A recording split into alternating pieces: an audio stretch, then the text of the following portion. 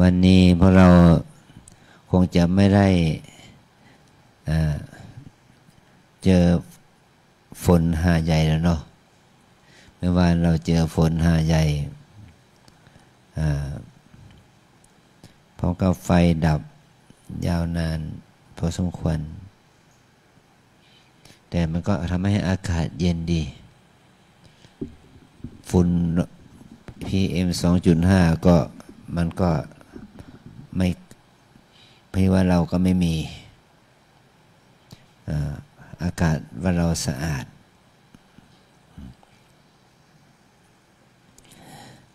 ต้องขออนุโมทนาขอบคุณพวกเราทั้งหลายนะที่ได้มาที่เดินทางมาปฏิบัติธรรมที่วัดเราเนี่ยมาปฏิบัติธรรมไม่ใช่ว่าธรรมะอยู่ที่วัดไม่ธรรมะไม่ได้อยู่ที่โบสถ์ที่วิหารที่ศาลาแต่ปฏิบัติทำที่กายที่ใจเรานะเราเจริญสติเพื่อให้กายใจเรานี้เป็นที่ตั้งของสติเรียกว่าเป็นที่ตั้งของสติสมาธิจะได้มันจะได้เป็นพลังบุญให้เรานั้นได้ระงับดับเสียซึ่งตัวความฟุ้งซ่านรำคาญโกรธเกลียดชังโลภโกรธหลงกิเลสตัณหาราคะออกไปได้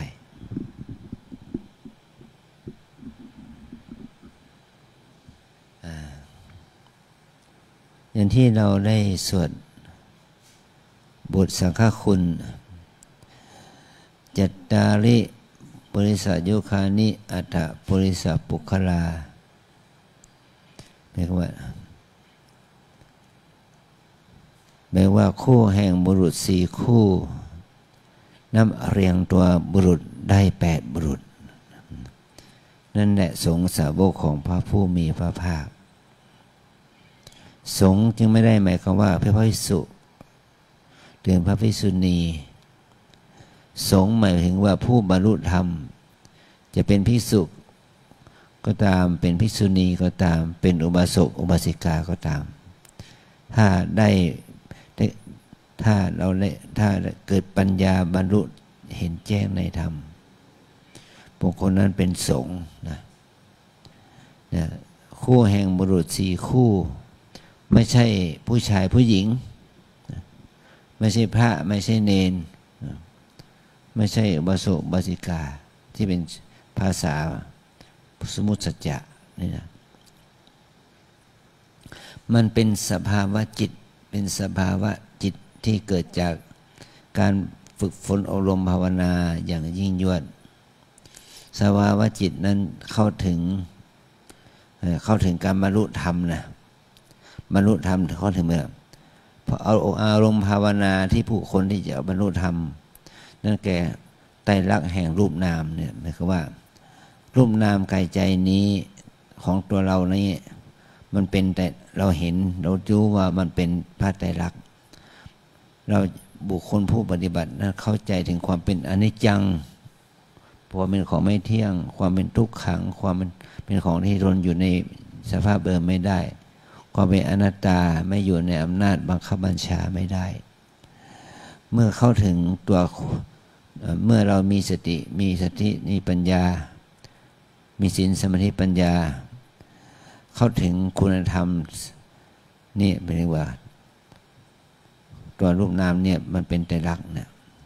ด้วยอำนาจของไตรสิกขาแล้วศีลสมาธิปัญญาเนี่ยแล้วก็บรรลุหรือถึงว่าเข้าถึงการตัดอาสวะกิเลสเขาตัดอนุสัยกิเลสออกจากใจได้เราเรียกจิตที่เข้าถึงธรรมอย่างนี้ว่าโสดาปัตติมรรคโสดาปัตติมรรคจิตหรือถ้าญาณปัญญาที่เกิดขึ้นในขณะนี้ก็เรียกว่าโสดาปัตติมรรคญาณเมื่อโสดาปัตติมรรคจิตโสดาปัตติมรรคญาณเกิดขึ้นเนี่ยมันจะตัดกิเลสคือมิจฉาทิฏฐิความเห็นผิดว่ารูปนามขันธ์5นี้ เป็นตัวตนตัดความเห็นผิดตัดความสงสัยว่ามรรคผลนิพพานไม่มีอยู่จริงหรือพระรัตนตรัยไม่มีอยู่จริงอย่างนี้ก็เมื่อเราเข้าถึงธรรมมันก็หมดความสงสัยตัดมิจฉาทิฏฐิติดตัดความสงสัยตัดความข้อวัดปฏิบัติที่เห็นผิดที่แต่ก่อนเคยคิดว่ามีข้อวัดมีข้อศีลข้อพจน์มีศีลมีพจน์มีข้อวัดที่จะเข้าถึงพระอะไรอย่างไรต้องอาศัยเมื่อเข้าถึงเทพเจ้าหรือเข้าถึงพระเจ้าอะไรอย่างนี้นะเราก็ละได้หมดนะนี่แหละความเห็นผิดถูกสัมมาทิฏฐิมันก็จะเกิดขึ้นความคิดถูกมันก็เกิดขึ้นความจำถูกมันก็เกิดขึ้นมันไม่วิปลาสละมันเห็นถูกคิดถูกจำถูกนี่โสดาปัตติมรรคญาณเกิดขึ้นเพียงแค่หนึ่งขณะจิตเดียวเรียกว่าโสดาปัตติมรรคจิตต่อจากนั้นโสดาปัตติผลจิตมันก็เกิดขึ้นจิตที่เป็นผลจิตที่เป็นผลหมายความว่าจิตขณะที่สองนี้ไม่มีมิจฉาทิฏฐิอีกต่อไปไม่มีวิจิกิจฉาความสงสัยอีกต่อไปความเห็นผิดความสงสัยความเห็นผิดนี้เป็นตัวโลภะมี4ประเภทความสงสัยมีได้แก่ตัวโมหะมี1ประเภทได้จิตที่เป็นโสดาปัตติผลมันก็ไม่มีเจตสิกธรรมที่ตัวเป็นตัวมิจฉาทิฏฐิตัววิจิกิจฉานี่จิตที่มีความสะอาดขึ้นมาความเห็นผิดความสงสัยมันถูกตัดไปแล้วเนี่ยก็เรียกว่ากิเลสนั้นนิพพานดับไปมรรคผลนิพพานผลของการดับกิเลสนั่นแหละกิเลสมันดับไปเกิดนิพพานความไม่ดับความดับของกิเลสนั่นแหละความดับทุกข์ของที่เกิดความดับทุกข์นั่นแหละมันจะไม่เกิดกับเราอีกต่อไปตราบที่เรายังมีชีวิตอยู่เนี่ยมันก็ไม่เกิดกับผู้นั้นอีกต่อไปนี่เขาเรียกว่าถึงนิพพานของพระโสดาบันมรรคผลนิพพานของพระโสดาบันเป็นคู่ที่1ละแล้วคู่ที่2แล้วก็หมายความว่าพระโสดาบันนั้นก็ท่านเจริญภาวนาต่อไปจิตใจของท่านก็ผ่องใสขึ้นจนสามารถทำให้อริยมรรคที่2เกิดขึ้นอริยมรรคที่2ก็คือพระสกทาคามิมรรคสกทาคามิมรรคเกิดขึ้นแล้วมันก็ทำให้กิเลสที่หยาบในใจของท่านนั้นมันก็ถูกระงับดับไปผลก็คือโสดาปัตติผลก็ไม่มีกิเลสหยาบแล้วกิเลสหยาบมันก็ดับไปตัวตัณหาตัวโทสะตัวฟุ้งซ่านตัวมานะความถือตัวอะไรก็ดับไปนี่ว่านิพพานของพระสกทาคามีก็หมายความว่าจิตของพระอนาคามีไม่มีกิเลสอย่างหยาบกิเลสหยาบนะโสดาปัตติมรรคโสดาปัตติผลและนิพพานของพระสกทาคามีก็คือว่ากิเลสนั้นดับไปก็ท่านเจริญฌานเจริญญาณเจริญภาวนาไปอีกจนให้พระสกทาคามีก็จะเจริญวิปัสสนากรรมฐานไปอีกก็คือว่าท่านเข้าถึงมรรคอันที่3มรรคอันที่3ของพระนี่ก็คืออนาคามิมรรคอนาคามิมรรคนี่ก็จะทำให้จิตของท่านที่เป็นพระ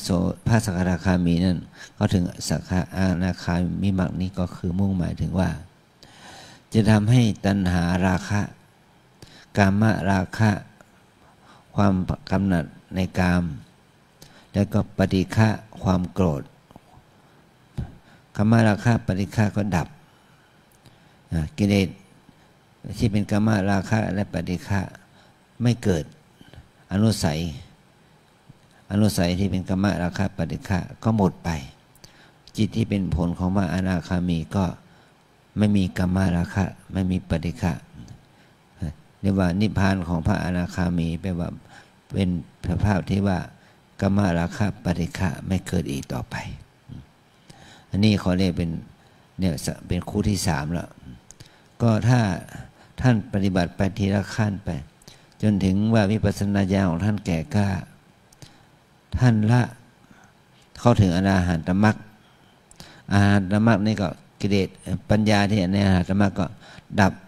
รูปราคะความพอใจในรูปฌานอรูปราคะความพอใจในอรูปฌานแล้วก็มานะความถือตัวว่าเป็นผู้เลิศกว่าเขาอย่างนี้เป็นต้นนะก็ละไปอุทธัจจะความฟุ้งซ่านก็ละไปได้อหิริกะอนุตตบะความไม่ละอายต่อบาปความไม่เกรงกลัวต่อบาปไม่มีในจิตสันดานของท่านอีกต่อไปนิพพานของพระอรหันต์ก็หมายความว่ากิเลสทั้งมวลไม่มีอยู่ในขันธสันดานนิพพานของพระอรหันต์หมายถึงว่ากิเลสทั้งปวงดับไปทั้งหมดสิ้นเนี่ยก็เป็นคู่ที่4อรหันตมรรคอรหันตผลนี่แหละมันเป็นสภาวะจิต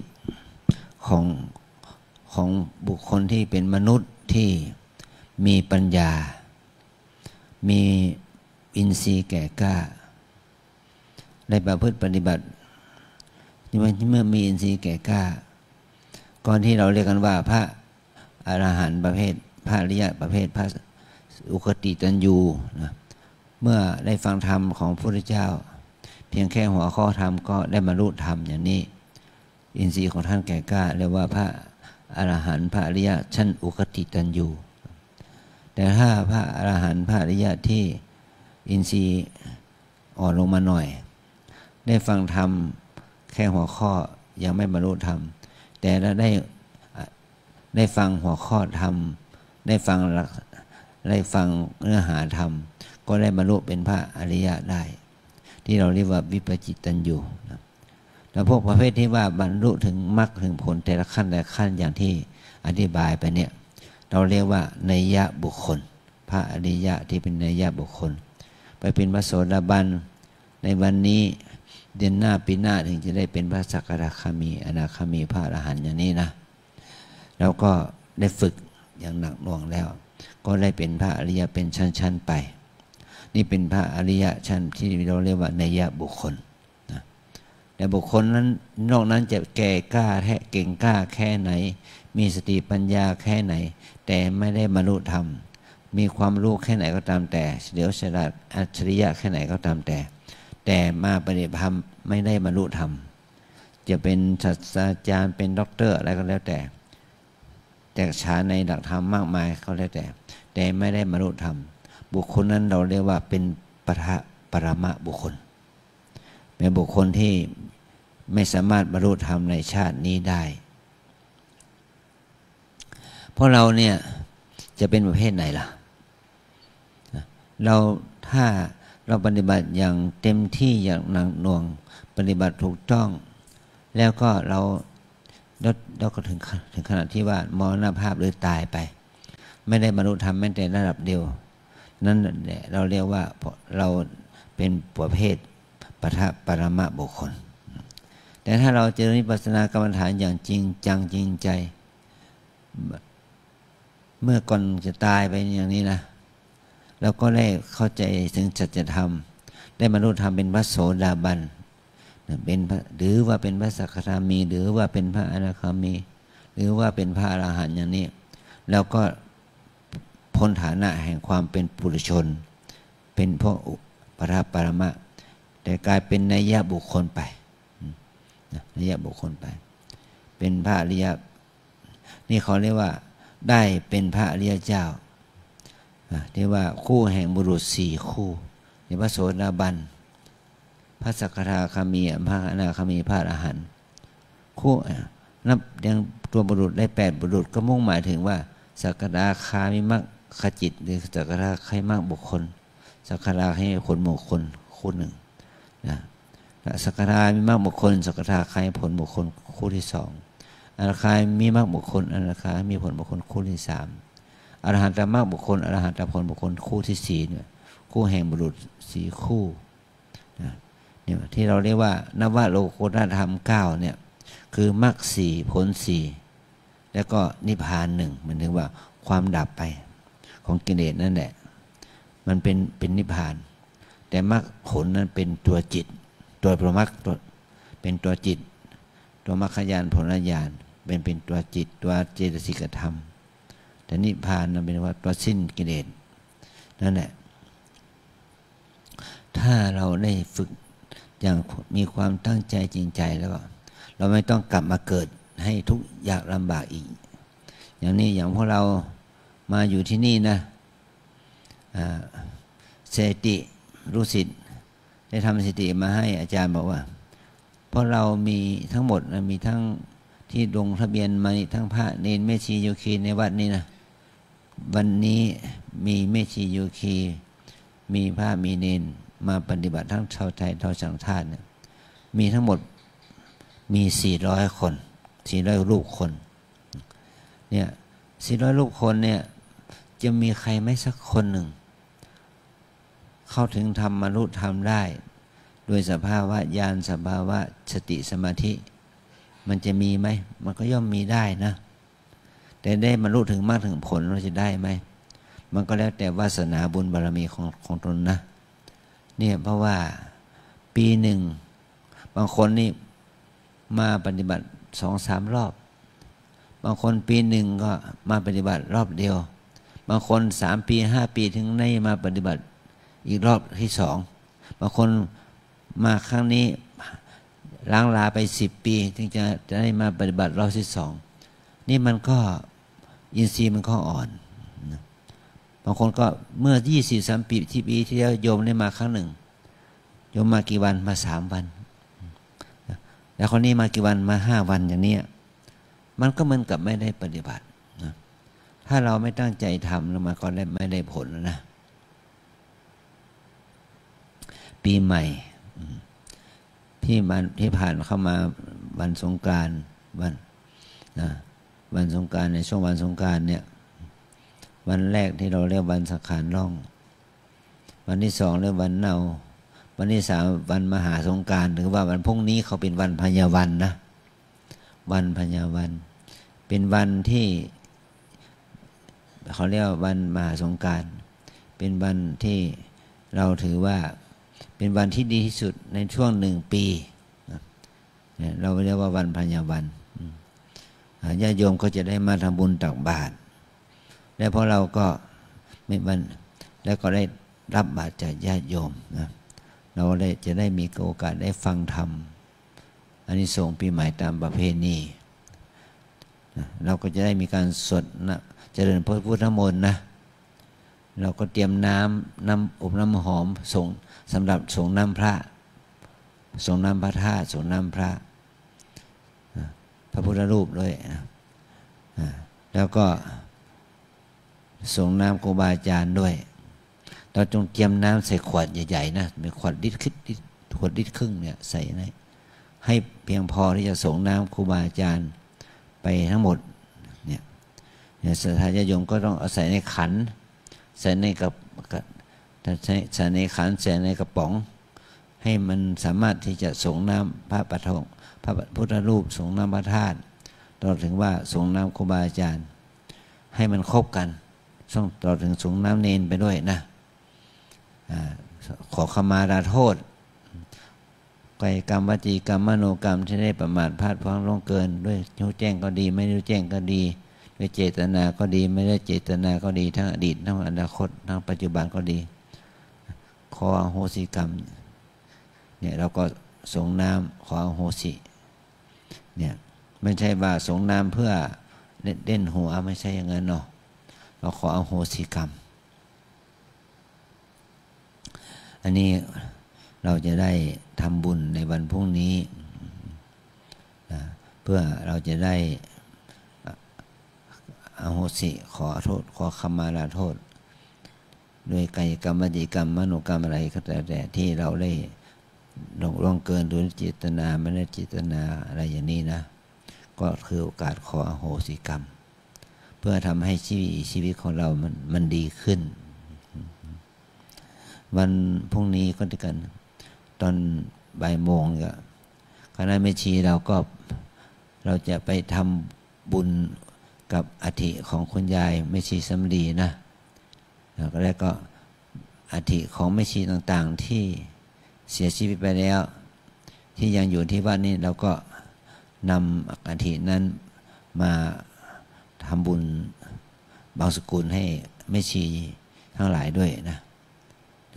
แล้วพวกนี้เราจะมันเป็นวันถึงแก่กรรมของคุณยายสำลีอุนสุวรรณพอดีถึงแก่กรรมวันที่15 เมษายนเราก็จะทำบุญบางสกุลให้คุณยายแล้วก็คณะแม่ชีทั้งหลายไปในตัวนะขอให้เรานั้นได้ไปรวมตัวกันนะสำหรับคนที่เป็นลูกศิษย์ลูกหาของคุณยายก็ให้มาร่วมกันส่งน้ำอัฐิกู่ของยายด้วยนะเพราะอันนี้ก็เห็นว่าสมควรแล้วขอให้เรานั่นได้ประโยชน์ที่เกิดจากการที่มาอยู่วัดลำเปิงเรานี้นะเราได้มาภาวนาเพื่อเป็นขวัญกำลังใจแก่ตนเพื่อให้เราได้ประพฤติปฏิบัติธรรมเพื่อให้เราได้ถึงทางแห่งความดับเข้าสู่ความดับทุกข์เพื่อมรรคผลนิพพานเป็นที่สุดจงมาเกิดผลแก่พวกเราทั้งหลายจงทุกข์ทั่วหน้ากันด้วยเทอญ